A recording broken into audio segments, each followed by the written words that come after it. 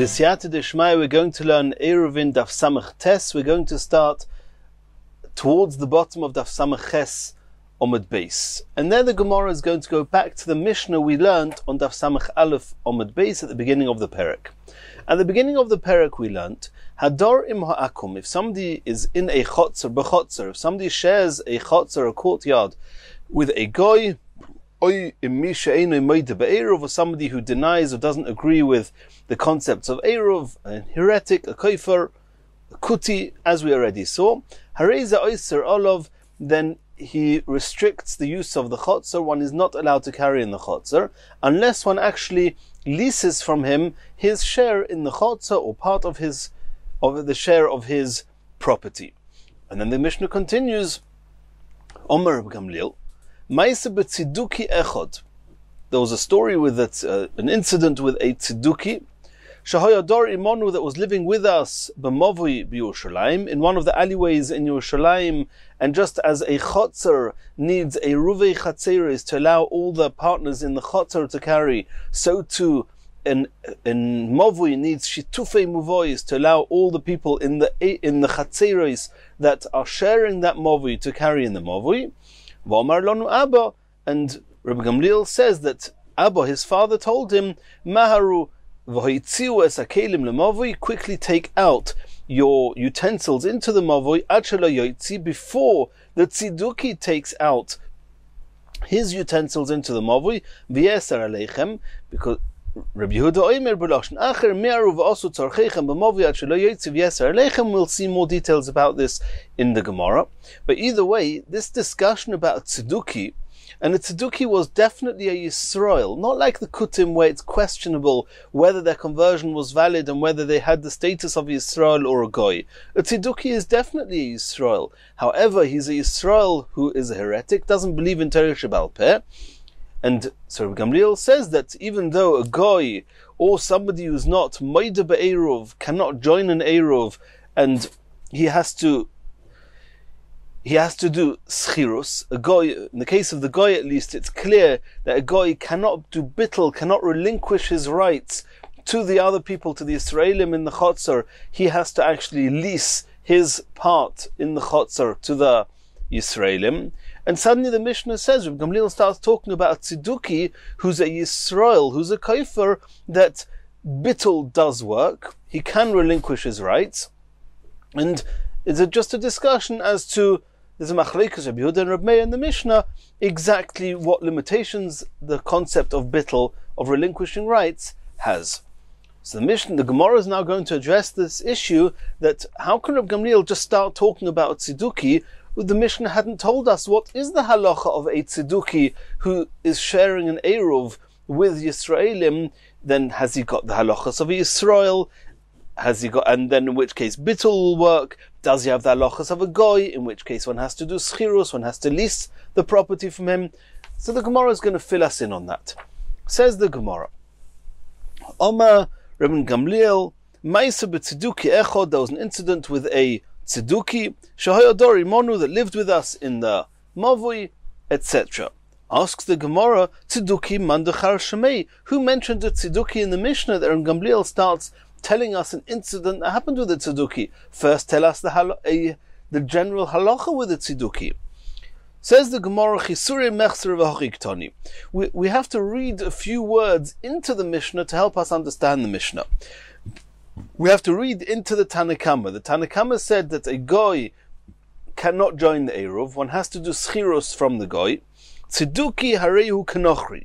The Tanakama say that tziduki has exactly the same status as a goy, and one cannot do bittul. A goy cannot do bittul. A goy has to do schirus. Rabbi Gamliel argues on this point with the Chachomim, with the Tanakama, and says tziduki einoi kanochri. Tziduki has not got the status of a goy, he's got the status of a Yisrael. He cannot join the Eruv because he doesn't agree with the Eruv. However, he can use bittul as any other Yisrael could. There was this incident with the tziduki. He was living with us in the Movui, sharing the same alleyway in Yerushalayim. And my father told us, quickly take out your utensils into the movie. After Shabbos sets in, start using the movie as if the Eruv that you did is valid, as if the bittul of this tzeduki was valid. And if you start using the movie before the tzeduki does, then his bittul will be binding, and even if he then changes his mind and starts using the movie or the chotzer, he's not allowed to, but if he does, then at least he will no longer be able to invalidate the Eruv for the rest of you. So make sure that you are the ones who use the movie before he does. To make sure that you use it before the tzeduki does, because if he uses it first, then it will restrict the use of the movie for everybody. Continues the Gemara of Tanya, and proof to this understanding, this reading into the Mishnah, is from a Braisa. Hador imanochri tzeduki ubaisusi. If either a tzeduki or a baisusi, and these were two different types of koifrim, of heretics that did not believe and did not practice Torah Sheba'al Peh, hare elu oisrin olav, then these people, they restrict the use of the chotzer, the movi, to the Yisrael, and bittul does not work, and the only thing you can do is to lease from him his property. Rabbi Gamliel oimer tzeduki u'baisusi einon oisrim. Rabbi Gamliel argues and says that they do not have the same halachas as a goy, and they do not need to do schirus. However, it goes without saying that they cannot do a normal eruv, they have to use bittul. And that's exactly how we explain the Mishnah, that it's actually machlekes Tanakam and Rabbi Gamliel as to the status of a tzeduki or a baisusi. They have the same halachas regarding the eruv. And now the Gemara continues telling us another detail in that same brisa, even though the Gemara has already made its point and proven from the brisa that there's a machlekes Tanakam and Rabbi Gamliel regarding the status of the tzeduki. U'maisa b'tzeduki echad. There was this tzeduki that lived with Rabbi Gamliel in an alleyway in Yerushalayim. Rabbi Gamliel said to his children,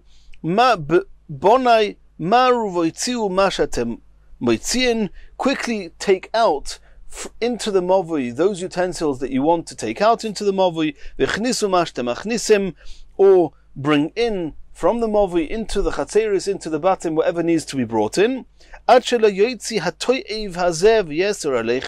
Before this detestable one, this is a tzeduki that was very much seen in the derogatory terms, before he uses the eruv, even though he's done bittul, but if he's going to use the chotzer after he's relinquished his rights, if he's going to use the mavui after he's relinquished his rights, then it will undo his bittul. He will, so to speak, have reclaimed his rights, and then again the mavui the eruv there will be invalid. Shari bittul reshusay lechem, because according to Rabbi Gamliel he can do bittul, but he can undo the bittul unless you use the mavui first. Divrei Reb Meir, that was the opinion of Reb Meir. Rabbi Yehuda Omer b'loshen acheres. Rabbi Yehuda says that Rabbi Gamliel's statement was a little bit different. Not use the eruv before he does, because if he uses it first, he will undo the relinquishing of his rights. If you use it first, then you've made the first, so to speak, kinyan, you've acquired those rights. And you can only acquire rights as in any eruv. It only becomes valid when Shabbos sets in. And Rabbi Yehuda argues and says, no, anything you need done in the mavui, make sure you do it before Shabbos. Before it becomes dark and he restricts you. And the version we have here in the Gemara, the opinion of Rabbi Yehuda, is that even according to Rabbi Gamliel, the status of a tzeduki is the same as a goy, and therefore bittul does not work. So he told them, since you didn't do schirus from him, and an eruv he obviously cannot join, make sure you do whatever you need to do before nightfall, because as soon as nightfall sets in, the movi is going to be also to be carried in by anybody because of this tzeduki. Omar Mar, hoitziu mashatem hoitzim. We just now learnt the opinion of Reb Meir is use the movi, use this alleyway before the tzeduki does, carry out anything you need into the mavui, v'chnisu ma shetem machnisim, and bring in from the mavui anything, all the utensils that need bringing in, before this toyev, this detestable person, this heretic, this tzeduki, before he uses the mavui. And if he uses the mavui before you do, then he's going to restrict your use in the mavui for Shabbos. Says the Gemara, Lememra.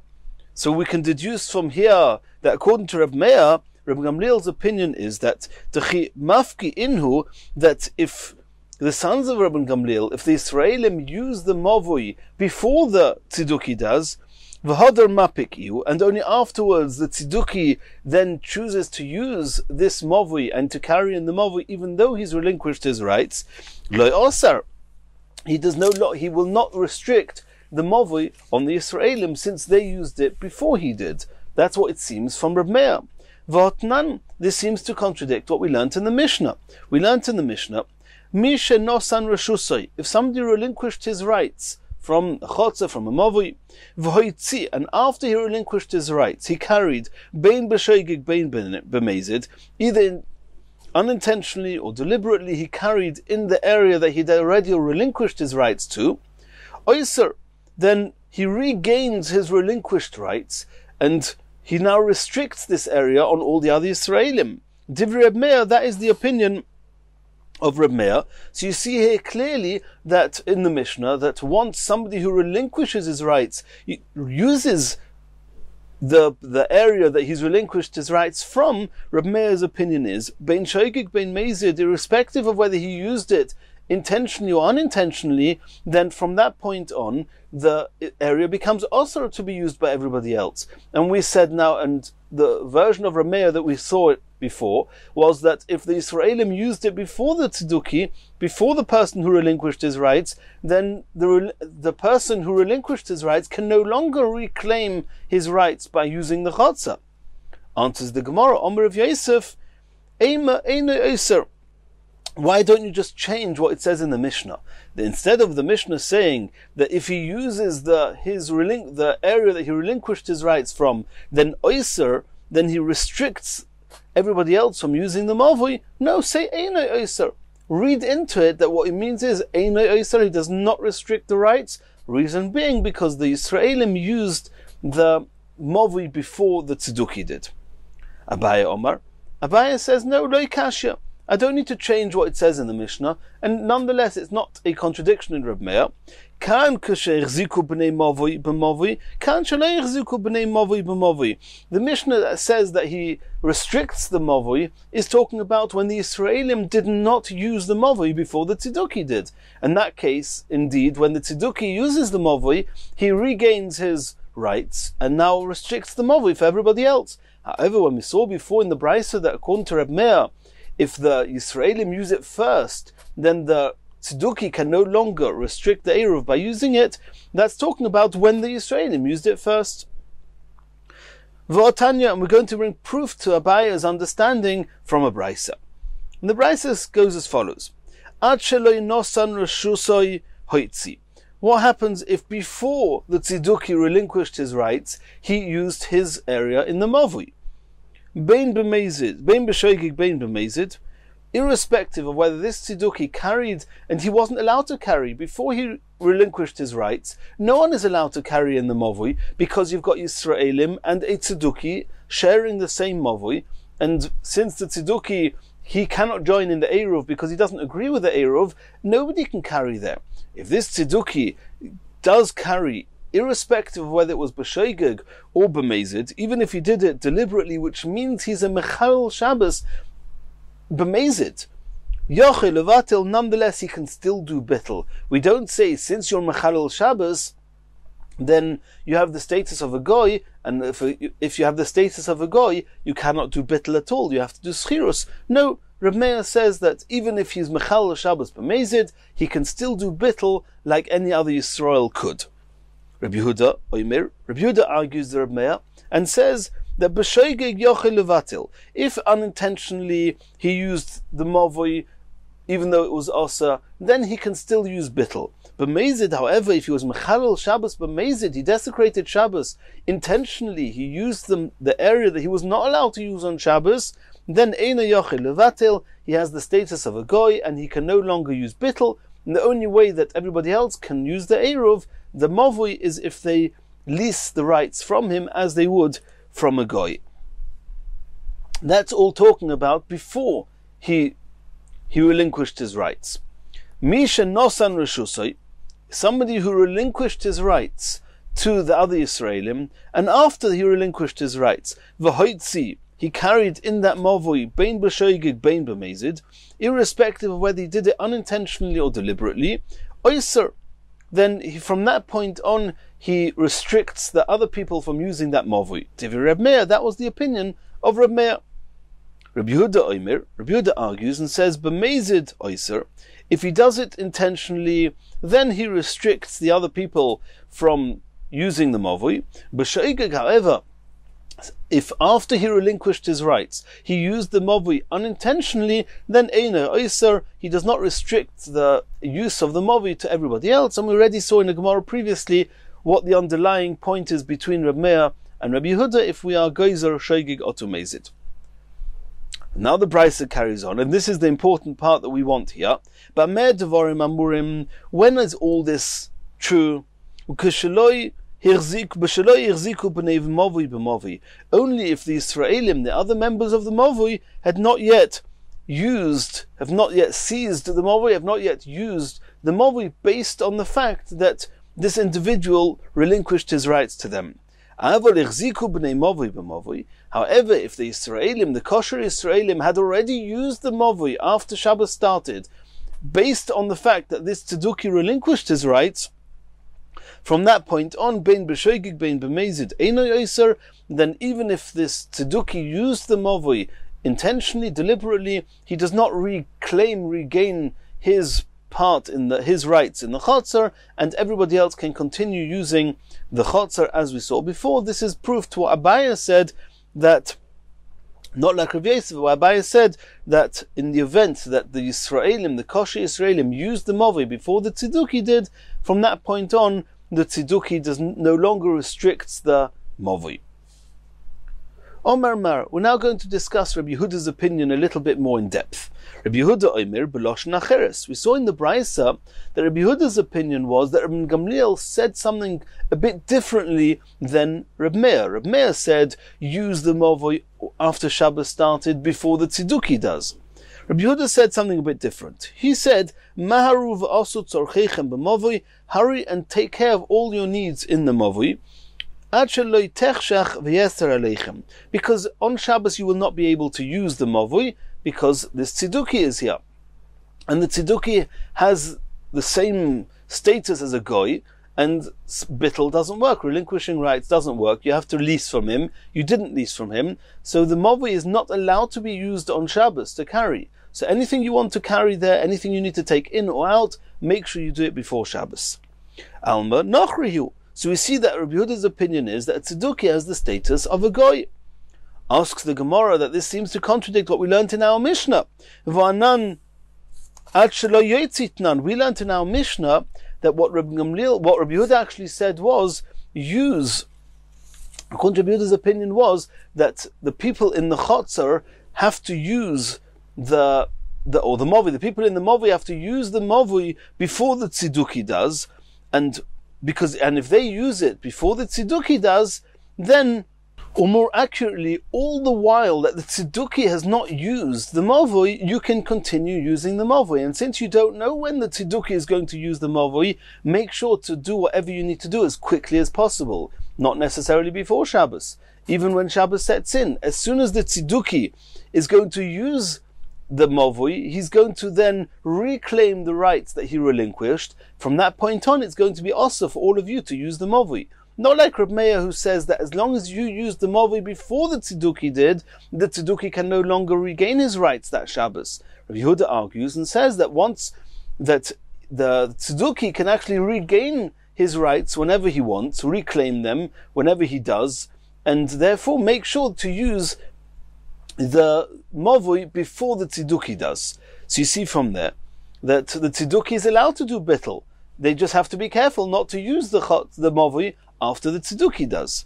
So this is contrary to what we saw in the Brisa, that according to Rav Yehuda, you have to use the mavui before Shabbos sets in, because bittul didn't work for the tzeduki, who has the same status as a goy, and therefore the mavui is also right from the start of Shabbos. Answers the Gemara, Ema, what the Mishnah should say is not use it before he does, and all the while that he doesn't. Rather, Achela Yotzi Hayom, not before he carries his utensils into the mavui, and from that point on you will not be able to use the mavui. No, it means Achela Yotzi Hayom, until make sure that you use the mavui before the day turns out, the day ends, because once the day ends, then you will no longer be able to use the mavui, because the tzeduki has the status of a goy. V'boy Sema. Another explanation to answer the seeming contradiction between the Mishnah and the Brisa, whether, according to Rav Yehuda, the Brisa says that the tzeduki has the status of a goy and bittul never works for him, and therefore they cannot use the mavui at all. And Rav Yehuda in the Mishnah seems to say that the tzeduki has the status of Yisrael, and therefore the bittul will work all the while he doesn't undo the bittul. So, it's not a contradiction, it depends what type of tzeduki. Kan b'mumar l'chalal shabosos v'tzina. In the Mishnah we're talking about a type of tzeduki, or type of kofer, a type of mumar. A mumar is a type of kofer, somebody who's going against at least one of the mitzvahs in the Torah, deliberately. And so if somebody is only a mumar, l'chalal shabosos v'tzina, he only desecrates Shabbos privately, he still has the status of Yisrael, and bittul will work. However, in the Brisa we're talking about b'mumar l'chalal shabosos b'farhesya, somebody who's openly and publicly desecrating Shabbos. Indeed, he has the status of a goy, and bittul will not work for him. Continues the Gemara. Kaman oz lahad Tanya. Who does the following Brisa follow? Mumar, which is an irreligious person, a kofer, v'gilui ponim, and somebody who's very brazen, very brash, mechutzef, hareza eino mevatel reshus, he's got the status of a goy and cannot relinquish his rights, and if he's sharing a mavui with other Yisraelim, then they have to do schirus and not bittul. And the Gemara now interjects, gilui ponim mumarhu, somebody who's a brash person, a gilui ponim, a brazen person, he's got the status of a mumar? Because the Brisa we just learned says, mumar v'gilui ponim. If he's either a mumar or a gilui ponim, then he cannot do bittul, he has the status of a goy. So a mumar we'll soon discuss. We can understand somebody who goes against the mitzvahs of the Torah, we can understand that he should have the status of a goy. But a gilui ponim, somebody who's a brash person, is the reason that he should have the status of a goy? Ela mumar b'gilui ponim. The way we have to read it is somebody who is a mumar, who is a kofer, and he's doing it with chutzpah, he's doing it in a very brazen way. That means the words gilui ponim is not another case. It's a description of what type of mumar it is. That type of mumar we cannot rely on bittul, and he has to do schirus. Kaman, Rabbi Yehuda. It's obviously following Rabbi Yehuda, because we just saw before, according to Reb Meir, any type of mechalal Shabbos can rely on bittul. Rabbi Yehuda said that there's a certain type of mumar, that's a mechalal Shabbos, that cannot rely on bittul. Who's that? A mechalal Shabbos b'farhesya, if he's publicly desecrating Shabbos. That's the mumar begilui ponim. Rabbi Yehuda. It must be following Rabbi Yehuda. Continues the Gemara. Hahu de nofak b'chumarto de modoisha. This person who went out publicly carrying a bag of spices, and this bag of spices was not an ornament or anything, it was a burden. He was carrying on Shabbos, he was mechalal Shabbos. Kiven de chazil Rabbi Yehuda Nasiya, when he saw Rabbi Yehuda Nasi was approaching him, Kasye, he covered it over. He was embarrassed to be seen by the Godel Adoyer, by the Nasi, to be being mechalal Shabbos. Omar. So Rabbi Yehuda said, when he did see the spices, and Rabbi Yehuda commented, K'goyin zeh, this type of person who is embarrassed to be seen in public by the Nasi, being mechalal Shabbos, He's not considered a Mechal Shabbos B'Farhesia, Mevatel Rishus l'Rebbe Yehuda. According to Rebbe Yehuda, he's still got the status of Yisrael, and he can use bittel. Continues the Gemara, Omar Rav Huna, and we're discussing now a little bit the status of different types of mumrim. Eizo Yisrael mummer. Who's considered a Yisrael mummer? In different areas of halachas, the being a mummer has relevance. So who is considered a mummer? Says the Gemara, Zeh mechalel Shabbosis b'farhesia. Anybody who publicly desecrates Shabbos has the status of a mummer for all the halachas where mummer is relevant. Omele Rav Nachman. Rav Nachman said to Rav Huna, Kaman, according to who is this true? And there's a machlekes elsewhere in Shas, in Mesechus Bechoros, regarding if somebody is choshud, is suspected of violating one Aveira, do we suspect him of violating any other Aveira? So he asks as follows, this is Rav Nachman asking Rav Huna. You, Rav Huna, said that anybody who is a Mechalel Shabbos, all he's doing is desecrating Shabbos. He's doing it publicly, but he's desecrating Shabbos, and you said he has the status of a mummer. We assume that means a mummer for everything. Says, who are you following? Says Rav Nachman, are you following Reb Meir, who says that the choshud l'davar echad, somebody who's suspected of violating any one mitzvah in the Torah, one avera in the Torah, choshud l'kol ha'Torah kula, is also suspected of violating the entire Torah, if so, afilu be'echad mikol asurim shabat Torah nami. If so, why do you, Rav Huna, say that only somebody who's mechalel Shabbos b'farhesia has the status of a mummer? If he's mechalel, or if he desecrates or violates any mitzvah or avera in the Torah, he has the same status. Why are you singling out Shabbos? Ikar Rabbanon, and if you, Rav Huna, are following the opinion of the Rabbanon who argue with Reb Meir, and they say ha'omri choshud l'davar echad lo yaveh choshud l'kol ha'Torah kula, that somebody who's only suspected of violating one of the averos or mitzvahs in the Torah, he's not suspected of violating the entire Torah. If so, ad have a moiser lavedis kechovim, and that means unless he's suspected of being a heretic, of serving idols, in which case obviously anybody who serves idols is suspected of undermining the entire Torah. So according to the Chachamim, even if he's Mechalel Shabbos, why is he considered a mummer for all mitzvahs in the Torah? Answers the Gemara, Amar Rav Nachman by Yitzchak, Litein Rishus ulevatel Rishus. The truth is that regarding all other halachas of mummer, you're right. Either we hold like Reb Meir, or we hold like the Chachamim, and Chilul and the concept of the fact that he's Mechalel Shabbos b'farhesia, that is not a deciding factor. It's either any mitzvah decides he's a mummer, or only avodah zarah. However, here we're talking about one specific area of halacha, and that's the area of litin rishus ulevatel rishus, being able to relinquish rights regarding the halachas of Eruv. So only regarding that, we said that if he's mechalel Shabbos b'farhesia, then he does not have the halachas of a Yisrael, he's called a mummer, and he cannot use bittel, as we saw before. Ugad to Tanya, and Rav Nachman is going to prove this from a brisa. Yisrael mummer meshamer shabbosoi b'shuk. Somebody who's a Yisrael who's not keeping Shabbos, he is keeping Shabbos in the marketplace. That means publicly he's not desecrating Shabbos. Privately he's desecrating Shabbos. Such a person, mevatel rishus, he can relinquish his rights. He still has the status of a Yisrael.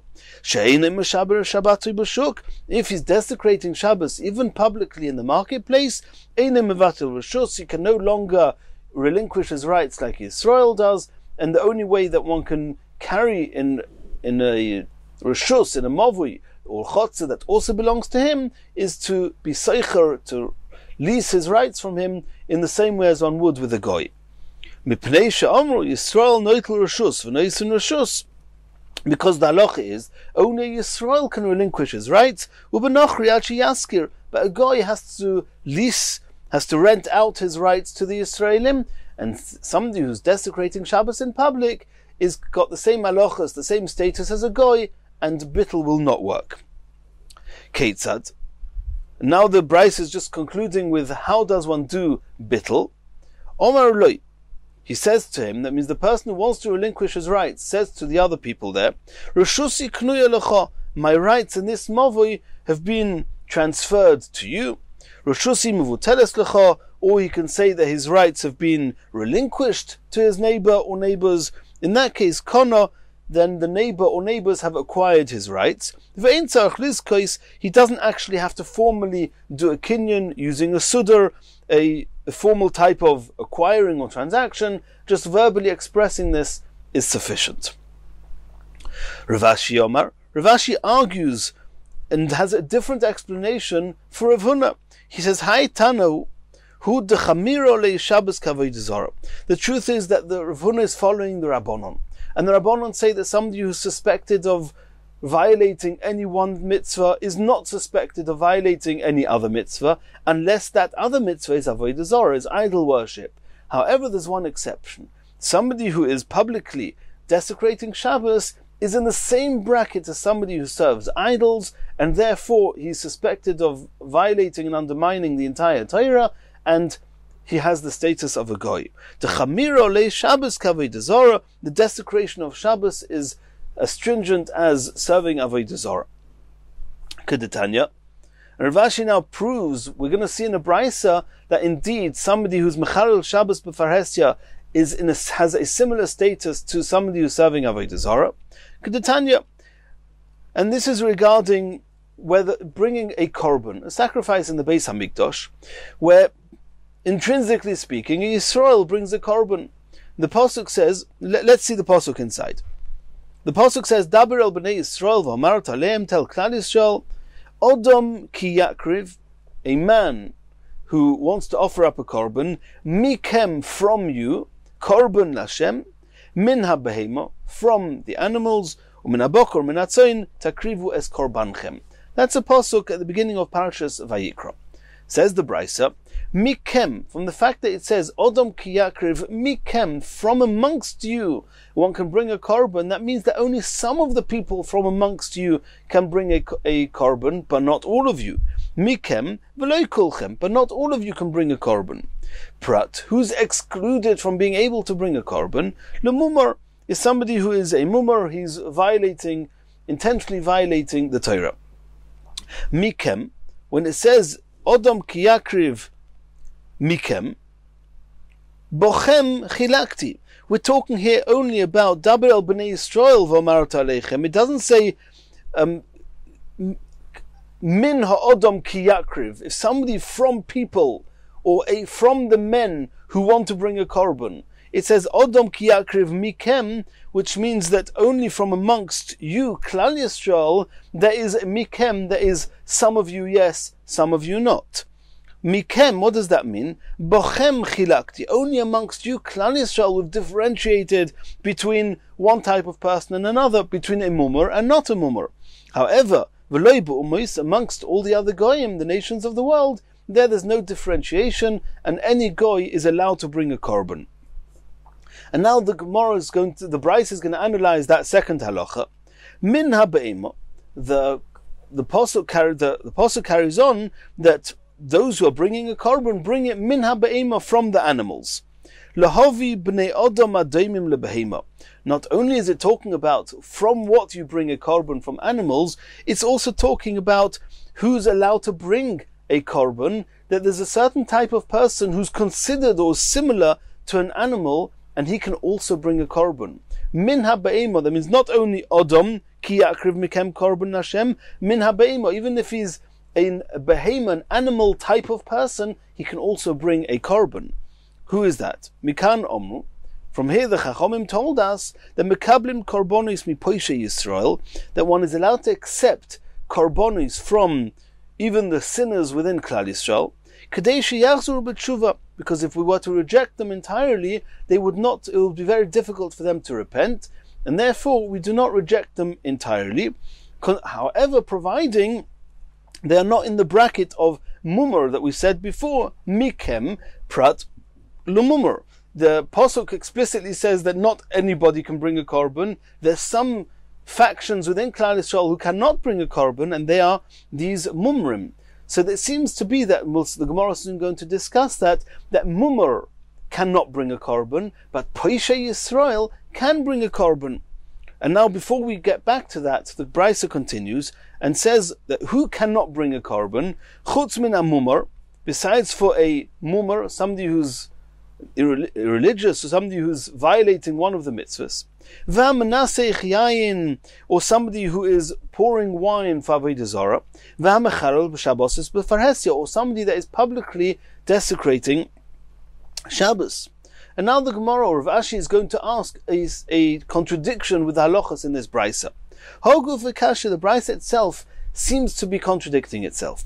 First it says, Omar, at the beginning of the brisa you said, Mikem v'loi kulchem, that only some of you can bring korbanos, not all of you, lohities a mumar, that a mumar cannot bring a korban. And then in the next stage in the brisa, you learn out that from Mina Be'ema, V'hodar Toni, then you learn to Mekablim Korbanos Mipoishe Yisrael. Even from sinners within Klal Yisrael, you can receive Korbanos.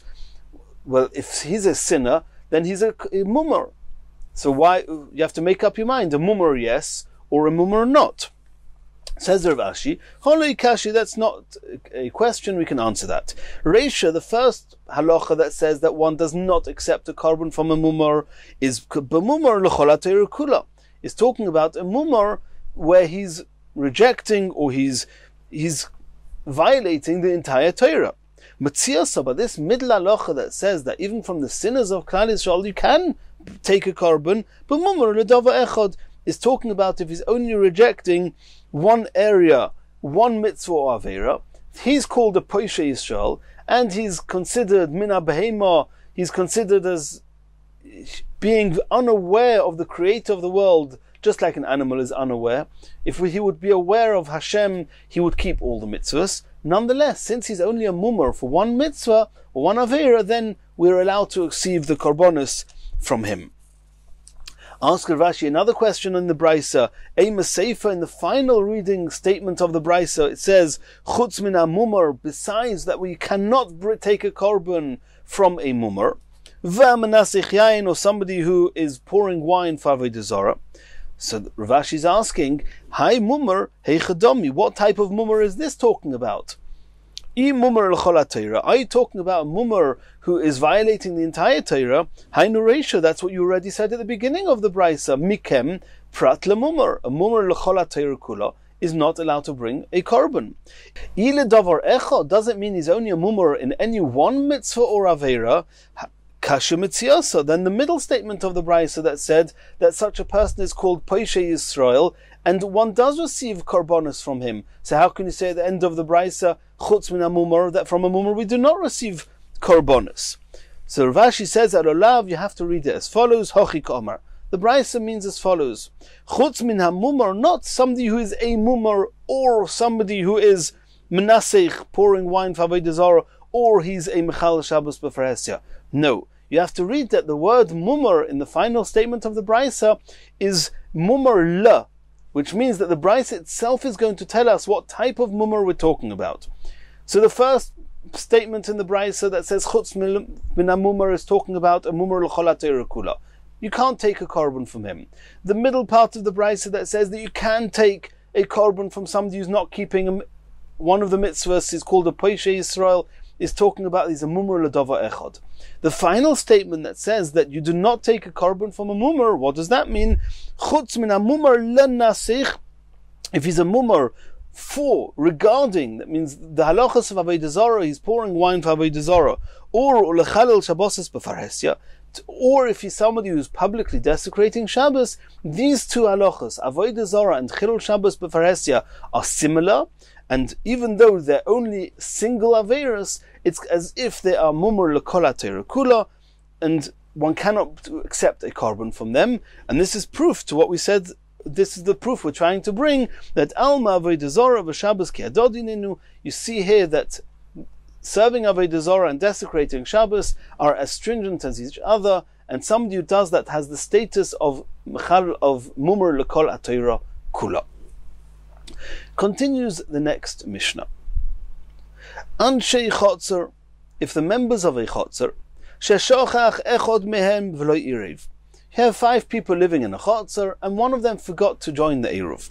And we've seen this already. Beisoi osur milahachnis umilahoitzi. One is not loy velohem. V'shelohem mutorin loy velohem. So we're talking here about Yisrael, 5 Yisraelim, one of them forgot to join the Eruv. So in the event that that's what the status remains, that there's one person who did not join the Eruv, nobody in the chotzer can carry in or out of their homes to the chotzer, or from the chotzer to their homes. However, if this one neighbor who didn't join the Eruv, he relinquished his rights to the others, and we're talking now back to the regular halachas of a regular Yisrael, he can do bittul. So now he's relinquished his rights, which means his rights in the chotzer are now theirs. They have made an Eruv together. He has no rights in the chotzer. So now it's as if his home has been severed from the chotzer. The chotzer with all their homes have joined an Eruv and has become a single entity. Therefore, the halacha is that anybody can carry from their homes to the chotzer. Nobody can carry from his home to the chotzer, because his home and the chotzer are a separate entity. His home, one is not allowed to take in from the chotzer or out to the chotzer. Loi, neither him, velohem, nor any of the other the residents, the neighbors in the chotzer. No one can carry in and out from the chotzer to his home. Anybody can carry from their homes to the chotzer. But from their homes, mutarim loy velohem, even this one individual who did not join the Eruv and relinquished his rights of the chotzer to them, then if he goes into their homes, then he's just like a guest in their homes, and he can carry out from their homes into the chotzer, because all those other 4 homes have merged to become a single entity by making an Eruv. The next halacha. Nosnu lo yerushuson. If the 4 that did make the Eruv relinquished their rights to this one individual who did not make the Eruv. And logic would have told us that now everything belongs to this one individual, and since there's only one entity here, then anybody can carry from his home to the chotzer, or from the chotzer to his home, and nobody can carry from their homes to the chotzer, or vice versa. So, hu muter, v'hein asurim. He is allowed to carry from his home into the chotzer, and from the chotzer into his home, but they are not allowed to carry from his home into the chotzer. And the Gemara is going to explain why. Why should it be different to him being able to carry in their homes when he relinquishes his rights to them? Why should it be different the other way? When they relinquish their rights to him, why can they not carry and be his guests and carry from his home to the chotzer? Continues the Mishnah. Hayu shnaim. If there were 2 people who of the 5, or 5 is just an example, but if 2 of the 5 did not join the Eruv, and then all the other people would relinquish their rights to the 2 of them, oisrin zelzeh. They haven't gained anything by relinquishing their rights, because the whole point of relinquishing their rights is that the bottom line, the chotzer belongs to a single person. However, that means either one person relinquishes his rights to 4 that made an Eruv, and if they made an Eruv, it's as if it's one entity, or if the 4 relinquish their rights to 1, and again, it belongs to one entity. But if everybody, the 3 of them, are relinquishing their rights to the 2 that didn't make the Eruv, again, the chotzer belongs to 2 people that don't have an Eruv. And again, it will be also for anyone to carry to and from the chotzer.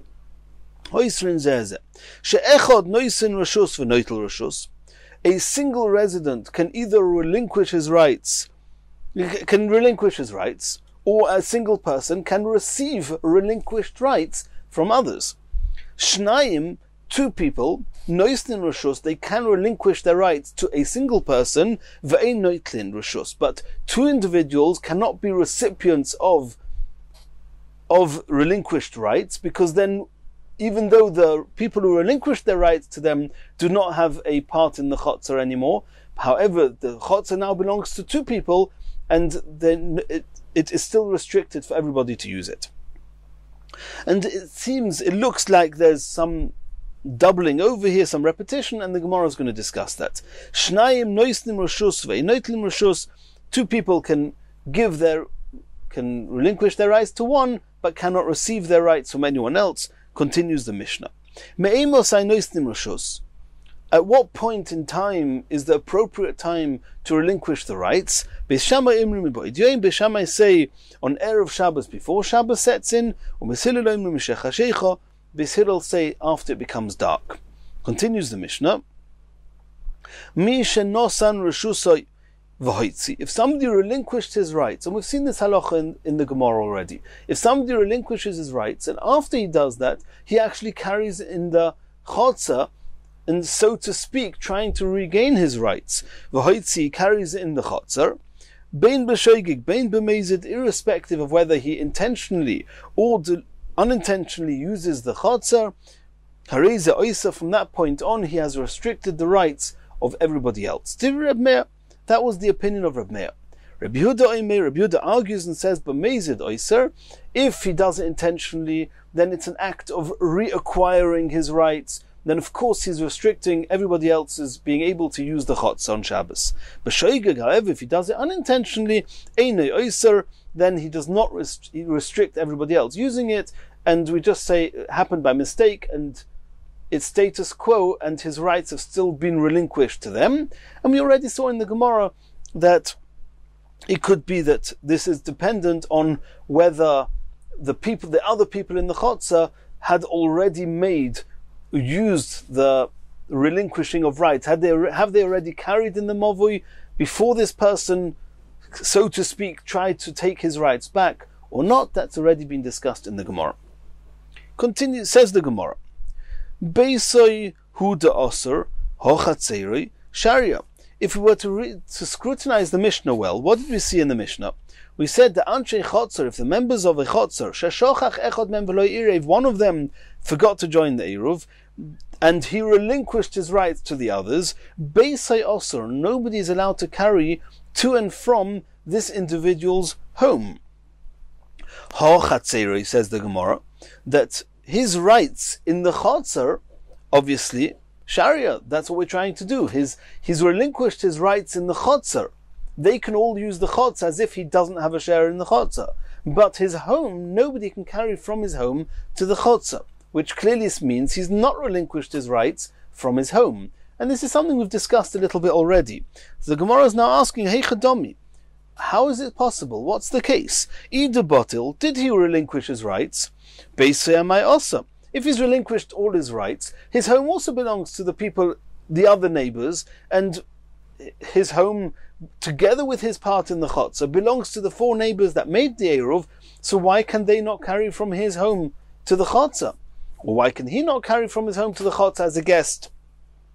If he did not relinquish his rights, then not only his home is his part in the chotzer is also his. So the chotzer then belongs to 2 entities, to the people who made the Eruv and to him. Then what have you gained with relinquishing the rights? It seems that you didn't relinquish your rights, proof being that Beisoi, his home, remains also to carry to and from for anybody. Says the Gemara, Hachab Mayaskinon, we're talking about a case where he explicitly, he relinquished his rights to the chotzer,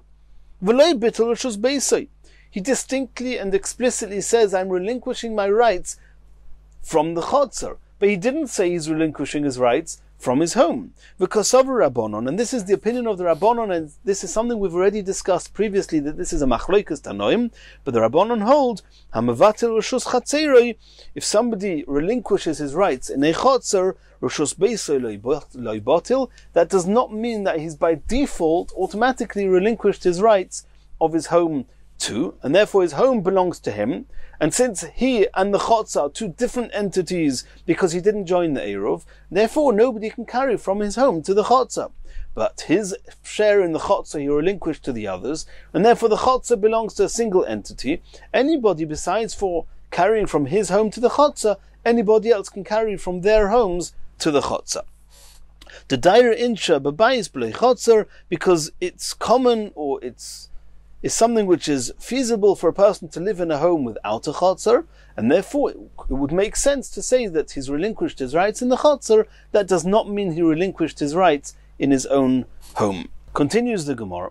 V'shalohen, this person, this neighbor number 5, who relinquished his rights in the chotzer to the other 4 neighbors, v'shalohem mutar lo v'lohem, anybody, including Mr. number 5, is allowed to carry to and from their homes, the other 4 homes, to the chotzer, since their homes have been joined with an Eruv, and he has relinquished his rights in the chotzer to them, so the chotzer plus their homes belong exclusively to them, and therefore anybody, including himself, can carry from their homes into the chotzer.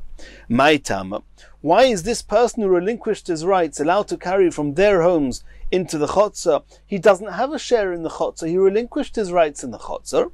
Answers the Gemara, Dahava oireach legabayu, is considered to be a guest in their homes, and in the same way as if somebody invites a guest, then the guest follows the host regarding the halachas of the Eruv, so too this number 5 is a guest with the others and can carry from their homes to the chotzer. He cannot carry from his home to the chotzer because he didn't join the Eruv.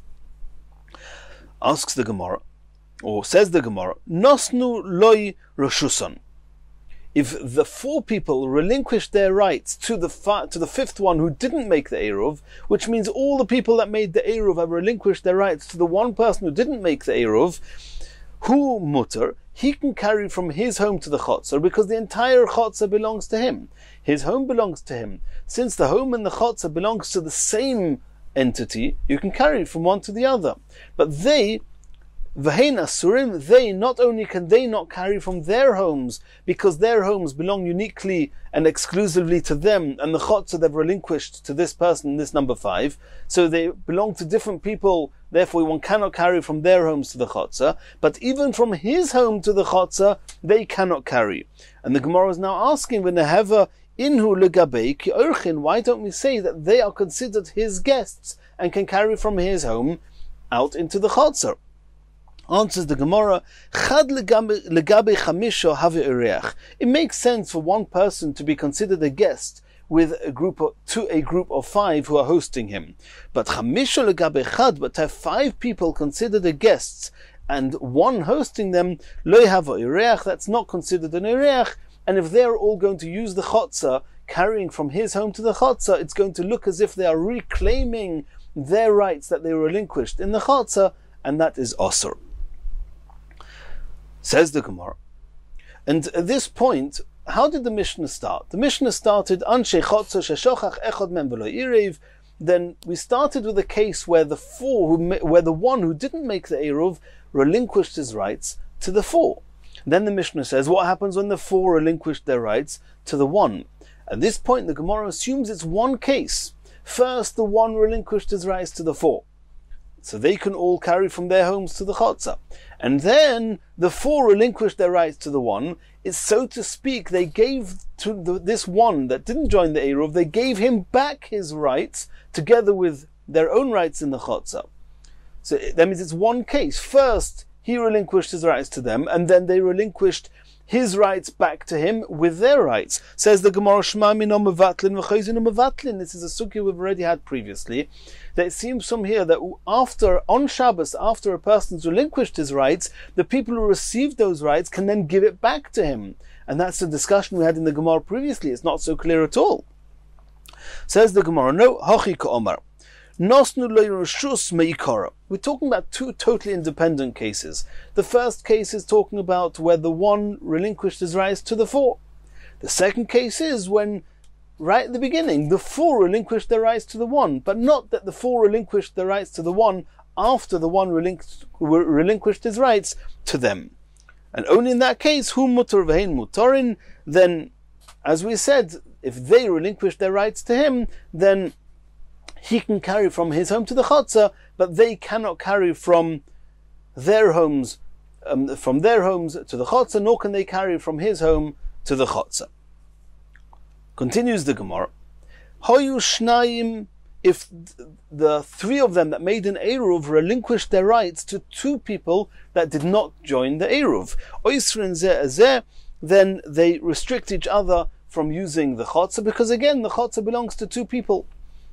Asks the Gemara Pshita. It's obvious. Just imagine there had only been two people in the chotzer, and they didn't make an eruv, then neither of them can carry in the eruv. So it goes without saying that if the three who made an eruv relinquish their rights to the two, and the two didn't have an eruv, then of course nobody can use the chotzer. Answers the Gemara, Loi, it's not so taken for granted. Tzricha, there's an element of chiddush here. What happened was that the three relinquished their rights to the two, and now the whole chotzer belongs to two, and now one of those two relinquished their rights to the other one. So logic would have said that one who's now received the rights, he has the rights of all the people here in the chotzer. So he should be able to carry from his home into the chotzer. I may have thought l'shtori that one individual can carry from his home to the chotzer. Komash malon, that's why the Mishnah has to tell us, kiven de beidna de botil. Since at the time when the three relinquished their rights to the two didn't actually receive those rights, because when you relinquish the rights, it's only considered a valid transmission of the rights if the person receiving it can now carry in the area there. But here, after the three relinquished their rights to the two, they still couldn't carry, so the two didn't actually receive those rights. And therefore, since when the three relinquished their rights to the two, they did not have any permission to use the chotzer, therefore they didn't have what to relinquish to each other either, and therefore it's as if nobody relinquished their rights and nobody can use the chotzer. Continues the Gemara, the next case in the Mishnah, she'echod noisin reshus, any one individual can relinquish his rights. We know that if one person didn't join the eruv, he can relinquish his rights to the rest. Asks the Gemara, why do you have to say this already? The opening statement of the Mishnah was that if one person forgot to join the eruv, he can relinquish his rights. Why do you have to make the rule and say one person can relinquish his rights? If you're talking about that one person can relinquish his rights, Tanina, we saw that, the opening statement of the Mishnah. Tanina, if it's because of what it says that a single person can receive rights, also Tanina, that we saw that in the Mishnah as well, that if two people relinquish their rights to one, that it's valid, and that one can carry. So we've had both these halachas already. Answers the Gemara, we actually need it for the next statement in this rule. What does it say? Shnayim noistin reshus, that two people can relinquish their rights. Says the Gemara, Hanami Pshita. Then why should there be difference between one person relinquishing their rights or two people relinquishing their rights? As long as they're relinquishing their rights to a single entity, then that single entity, that person, can carry from his home to the chotzer. Says the Gemara, I may have thought Ligzer, that we should make a ban and say that in the same way as one person cannot relinquish his rights to two people, so too two people cannot relinquish their rights to one, because you might mistakenly think that one can then relinquish their rights to two. I may have thought that the same way as this one person is receiving his rights from two people, he may think that he could relinquish his rights to two people that haven't made an eruv. Komash Malon, the Mishnah is coming to tell us that there's no such ban, there's no such decree, and two people can relinquish their rights to a single person. Continues the Gemara, Ve'ein noitlin reshus, the final statement of this rule that again seems to be superfluous, and that is that two people cannot be the recipients of relinquished rights, assuming that the two have not made an eruv. Lomali, why do I need the Mishnah to tell us? We already know that two people cannot be the shared owners of a chotzer, and of course they can be shared owners, but they will restrict each other to carry on Shabbos. So why does the Mishnah have to tell us this? Says the Gemara, Lo Yitzricha, it's not so straightforward, and it's necessary to say it. Afal gav de omrulei kni al menos lahaknois. If the three are relinquishing their rights to 4 and 5, of course it doesn't work. What happens if the three say to number 4, we're relinquishing our rights to you on condition that you relinquish all these rights with your own to number 5? I may have thought that they're making him an agent to transfer their rights to number 5, and then it's considered and similar to all of them relinquishing their rights to 1, and that would work.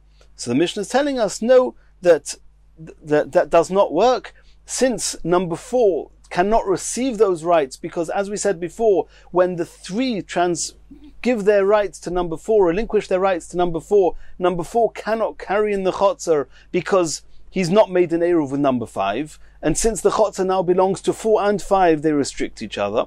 And since 4 didn't receive the rights from the other 3, he can then not give it over to number 5 either, as we saw before. And that is the chiddush of this final statement in the Mishnah, that one cannot relinquish rights to 2 people, even if one explicitly made one of them a condition, an agent to transfer those rights to the last person. It's invalid. And the Mir Hashem, in the next shir, we're going to continue from here.